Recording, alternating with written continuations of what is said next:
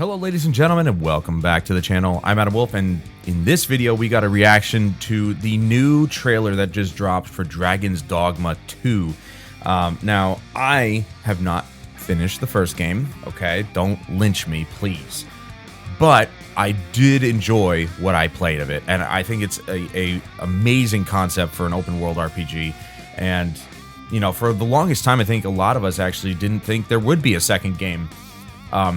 But we were pleasantly surprised some months ago with a surprise, trailer drop for Dragon's Dogma 2. And I think, even though it was kind of like a niche game before, I think it's become more mainstream because it became a cult classic, essentially, at this point. So a lot of people seem to be really excited about this. I know I am, and I've been interested in checking this out. This came out like 10 days ago, I think. So, but this is my first time seeing it. It is running on the RE engine, the engine that Capcom has been using for a lot of their games since Resident Evil 7 came out, and it's a phenomenal engine. I don't know what else to say. It always looks so good, and I'm so happy that they've been able to use it on a multitude of different games, such as Street Fighter and, of course, open world RPGs like Dragon's Dogma 2. So I'm very excited to see what they got going on here. I'm pretty sure they used it on Street Fighter. The other one they used it on was Devil May Cry, which is, Devil May Cry 5 was one of the best looking games of last generation and this generation, really. But let's get into it. Dragon's Dogma 2, they call it the main trailer. I believe we're going to be seeing some gameplay in here, so. Also, grab your drink. At last! The bell has tolled on the age of the console. It's 60 FPS at 4K? Unheard of. The return of the Sovereign. I actually did watch the Dragon's Dogma anime on Netflix. It was like 8 episodes, which in my opinion was far too short. I actually enjoyed the 8 episodes, but characters were not fleshed out.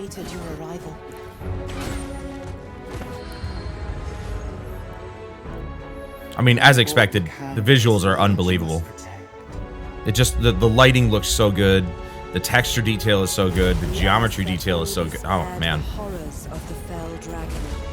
To be able to do something like this at this level of detail is really impressive, to be honest. Well, there's the dragon again. I think I read somewhere that I believe the pawn system is coming back, which I actually really like that system. There's not enough games that have it in it, so it'd be pretty cool to see more games adopt the idea of a pawn system. When 'twas all but certain that her son would take his father's place, word reached the castle that the Arisen had been found. Pitiable Arisen. Oh, the fire effects look good. Frame rate's a little choppy, but that's to be expected. It's still in not early development. I would say this is probably around late alpha, early beta, depending on if they give a release date here, or maybe a release year would be nice.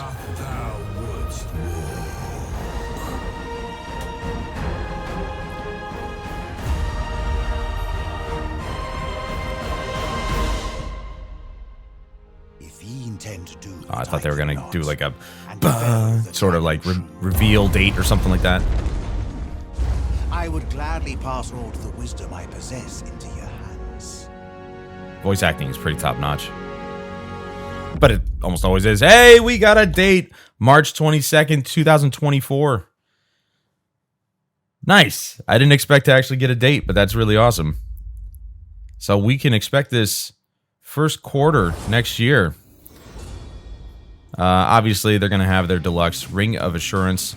Looks like the one ring to rule them all.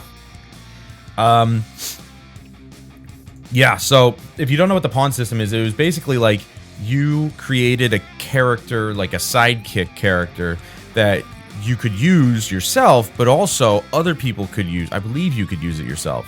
I might be wrong there, but it's been a while.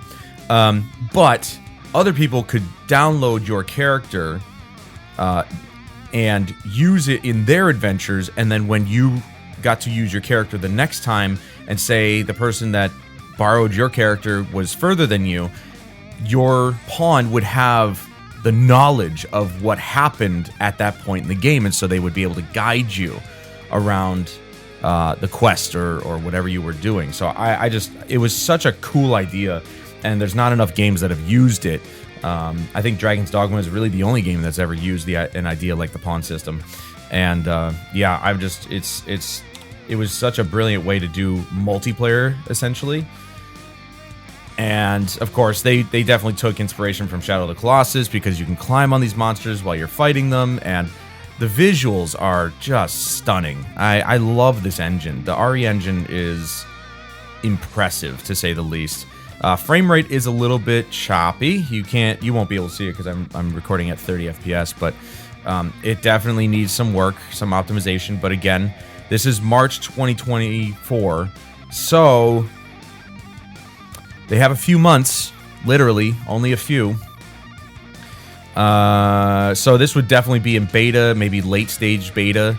Hopefully they can iron out in a few months optimizing the frame rate, because it will kind of irk people the wrong way, more so these days than in the past, where people weren't really hyper aware of frame rates and, you know, visual quality and stuff like that. People are actually more on top of that these days, and they expect the best, especially from the likes of Capcom, who has been killing it as of late with Resident Evil 7 and onward. They have just been one banger after another, and hopefully Dragon's Dogma 2 can be that next banger, because we have been waiting a very long time, just like with Alan Wake 2.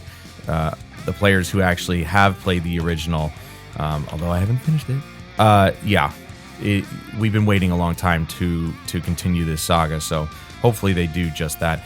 I actually paused it at the right time. Look at this. Look at all the dithering around. It's, again, just another subpar implementation of TAA, and I hate it. I hate it, because it creates this otherwise, this visual artifact in an otherwise pretty damn good looking picture, and it's too obvious. It's way too obvious, even in motion, especially if it's too strong. But hey, that's just me. You guys might not notice it. You might not care. It might not be something that really changes your perception of a video game. But to someone like myself or anybody else who actually looks at these things and can't unsee them, it does kind of spoil the experience a little bit to see stuff like that. Wow, what do you know? I basically got the same picture. And I wish developers would reconsider using any kind of temporal solutions for anti-aliasing and upscaling and all this other stuff. You know, I would rather personally have native resolution with a post-process anti-aliasing like SMAA or FXAA, and have it be a nice, a cleaner picture at a higher resolution than one that is upsampled and has all these problems. But hey, that's just me. Either way, the RE engine always looks great. I cannot wait for this. March 22nd, 2024. We don't have long to wait, so I better get on finishing The Witcher 3 so I can actually maybe move on to Dragon's Dogma 1. But, I mean, we'll have to see. I'm not exactly, you know, buying a lot of games lately, so I'm trying to finish the library I already have. But I'm really excited. What do you guys think? Let me know in the comments down below. Are you excited for Dragon's Dogma 2? Have you played the first game? And if you have, are you like one of those hardcore fans of it? And like how... Thank you so much for ruining my outro. And have you been waiting for a sequel? Did you know a sequel was coming? What do you know? Are you an insider? Let me know in the comments below. And until next time, I'm Adam Wolf. This is Dragon's Dogma 2. And I'll see you guys later.